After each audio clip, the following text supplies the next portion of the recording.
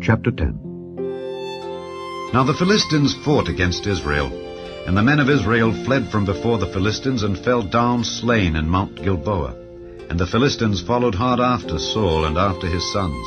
And the Philistines slew Jonathan and Abinadab and Malchishua, the sons of Saul.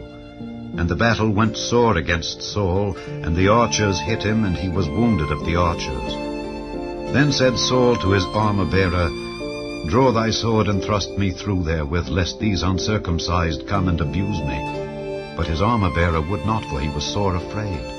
So Saul took a sword and fell upon it. And when his armor-bearer saw that Saul was dead, he fell likewise on the sword and died. So Saul died, and his 3 sons, and all his house died together.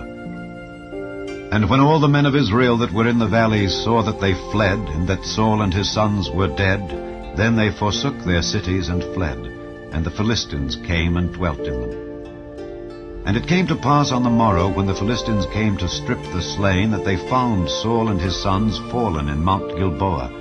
And when they had stripped him, they took his head and his armor, and sent into the land of the Philistines round about to carry tidings unto their idols and to the people. And they put his armor in the house of their gods, and fastened his head in the temple of Dagon.